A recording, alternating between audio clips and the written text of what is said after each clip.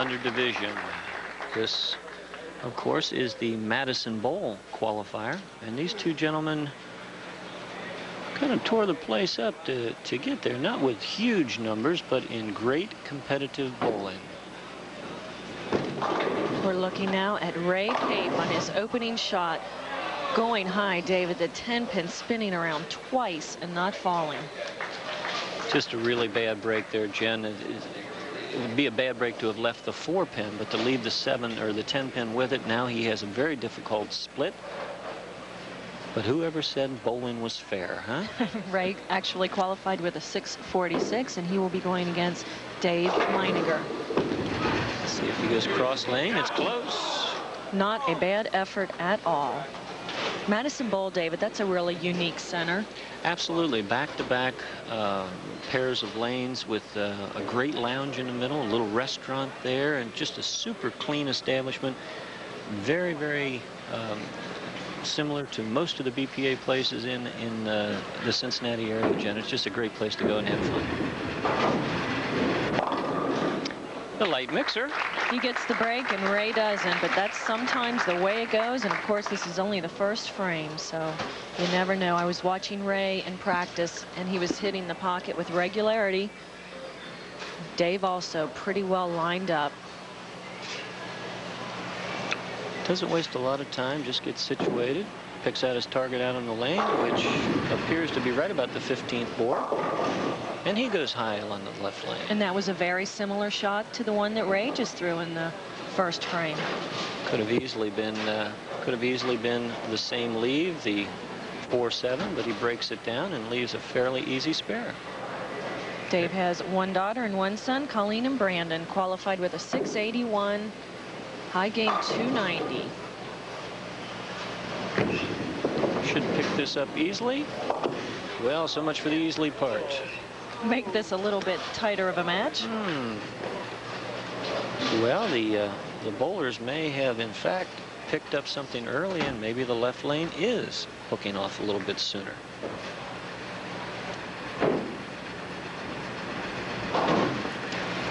It's a good shot of the grip of Mr. Ray. What is going on here, Jen? It appears to me, David, that the lanes are hooking in the heads. As soon as you set the ball down, it's hooking. So they're either going to need to get a little further left or get the ball out a little further over the line and down the lane. Take a look and see if we can pick it up here. He comes out of the ball very cleanly. Well, it's actually hooking about 30 feet down the lane, and he's looking to get it further down even yet. The heads look okay, but now that you don't see very often. Wowee. That's almost impossible to do, to put your ball in between the 3 and the 10 pin. He's stunned. Ray has to sacrifice himself on this shot right here so that everybody can check this out. Watch this pin going right to the right of the 3-pin. David, there couldn't have been any more than a half an inch either way to either side. Maximum or less. A half inch. Well, he's still smiling about it, open or not. Better looking shot there. Better looking shot. And he deserved that. 4-9 tripping out. We have just a tremendous crowd here today. I don't know if you guys can hear the difference, and I don't know why it is, but there is a lot of people here today coming out to check out the action. Well, this is, this is our 5th week now, and people are learning where we're at, what we're doing, what time, and they're just coming out to see how the TV show is made, and we really want to invite everybody out too. Both bowlers getting on the strike train now. Dave Meininger on the right-hand lane striking to match Ray Pape's. Cliff Ott and Gene Trentkamp and Ken Dressman all out here today from those fine Miller products that we so much enjoy, David. Yes, goes without saying.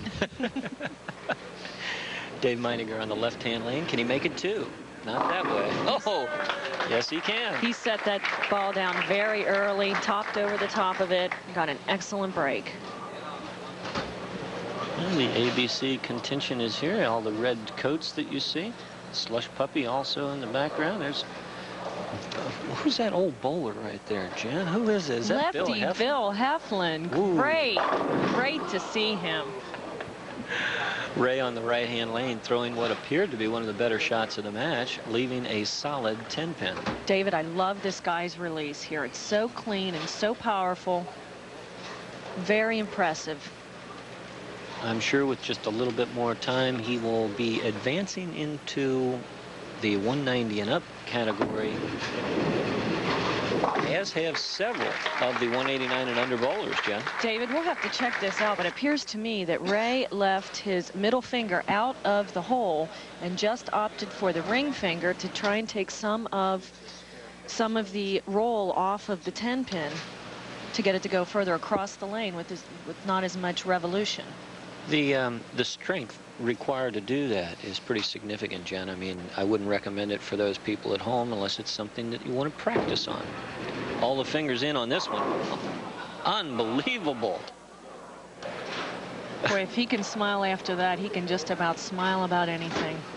He might as well not bother buying a lottery ticket. From the low angle, let's take a look at it. Gets it out on the lane, lifts the cover off the ball. Now watch the head pin and the 5. Center your screen. The 5 pin goes out late, goes in back of it. The head pin dances in front. 7-10. Bad break. Well, we thought Nick Vogelsang had some bad breaks a couple weeks ago, Jen. Ray's making those breaks look insignificant. If I were Ray, I would take my chances on that shot every time. Dave working on a double. Doing a little house cleaning here.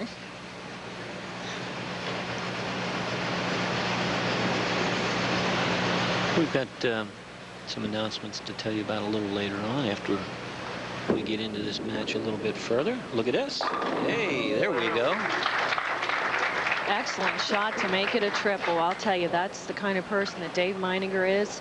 Ray Pape gets a bad break. What does Dave come back? Fills the pocket up for a triple. Well, with that strike, Jen, he goes 34 pins into the lead. Dave Meininger can start to run away and hide here.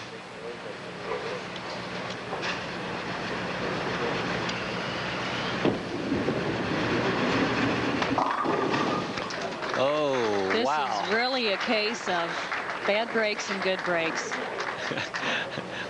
I think, yeah, cave-ins, Brookmans, everything else, and you know, then this poor guy, Ray, is going up and getting ready to bowl, but we'll be back in just a couple of minutes to see the rest of Game 1. Stay with us. Hello, I'm David Weiler, and the Jeff Weiler...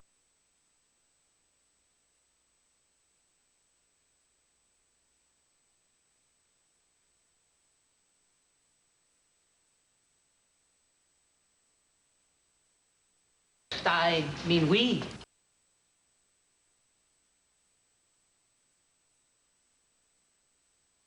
Bowling time.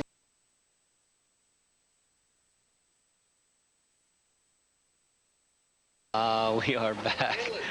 Ray Pape trails by 55 pins, and not the kind of position you want to be in with only 4 frames yet to go, but it can be done. Just a little bit of an over adjustment there, David. It's so easy to send that ball wide after you've gone high. Age 36, first TV appearance, high game, the magical 300, currently averaging 188, and throwing the ball great. He is throwing the ball great. Just one bad break after another. Let's see if he's a spare shooter. Not the way I'd recommend shooting it, but it's it a filled works. frame. That's right, it works. We have a lot of great people here, just fans, our normal group of sponsors and such, but a lot of just fans that came out to watch the show today. Some are larger than others. We'll lay off of that one. Left-hand lane, let's see if he can generate the power. Going high again on the left-hand lane. Well, you can pretty well put this match in the bag at this point, David. Yes, you can. Ray's been a very good sport, smiling in between frames, and of course he's disappointed, but good sportsmanship, that's what it's all about. Okay, let's see if he can provide a little excitement and bring this next to impossible split back. Got a little bounce out of it, out of the pit. Not bad. Ray has a daughter named Candace. We'd like to say hello to her and his wife, Belinda, who live out in the Deer Park area. Dave's from the west side of town, living in Westwood. And way on the east side of town, Jeff Weiler Automall is, again, bringing a special each and every week to all of the watchers of the King of Bowling show. Jen, and how's that work? Well, this week it's going to be a Geo tracker. If you would like to pick up one of these cars, go on out there, because this week only, while it's on special, tell them you saw it here on the King of TV Bowling, and they will give you that car at invoice. It's a great deal, great bargain, and Geo Tracker is a really neat car, and of course it has four-wheel drive, which we all need in Cincinnati. Was a great year for that. Frank Lambert, of course, brought that out to us this morning. We'd like to thank him. And a Brooklyn strike for Meininger, who can do nothing wrong at this point. Dave bowls once a week out at Stumps Lanes. Currently throwing a Turbo X resin ball. Resin. Where is the resin? There you see 89 in the 7th frame for Mr. Pape, but the story's here. Oh, and there, the just power. A great shot. Finally. I really believe if we could start this match over, well, Scooby would still be here. What? Scooby? What? How did a dog get in here? He's super sleuthing on this situation with these bad breaks. He's trying to figure it out. Yeah. All right. I thought he might have had something to do with this new program that the BPA is introducing called the Kids Adventure Club.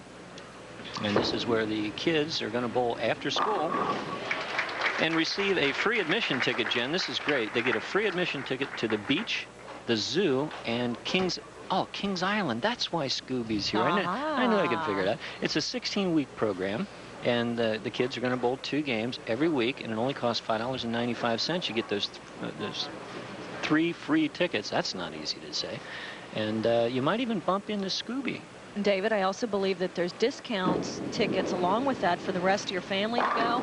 I know my kids are going to do this for sure. It really is a great value. And if you would like more information about this, it's really easy to remember. Just call 761-BOWL. That's 761-2695. And they'll give you all the information you need. It really is a fantastic value. I think it's somewhere around $160.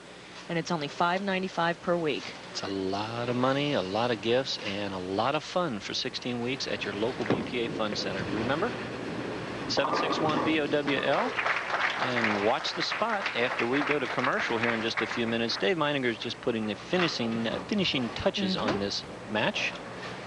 And as we talked about in the open, Jen, if he goes off the sheet, 268. We said they were good. Whew.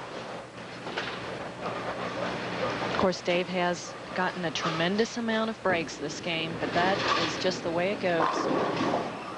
Sometimes you get them and sometimes you don't. Well, not going to finish with 260, but 250 is not too shabby. And again, to promote the Kids Adventure Club, everybody that's interested, give 761-BOWL a call. And you'll be able to enjoy 3 great days at the local parks, the zoo, the beach, and Kings Island, where you're going to see the mascot himself, along with a bunch of other people. Scooby's watching the match intently here. David, everybody I know is looking for something fun to do with their kids this summer, and that's one way to make it happen. First, the fun of the bowling, and then the fun of going to all the parks, the beach, the zoo, and Kings Island. You're looking at your winner, Dave Meininger, shooting a fantastic 257 game. But at this point, Ray would sure like to finish the game out with strikes. And if that's the case, he would finish out with a 179. And again, that's not too bad.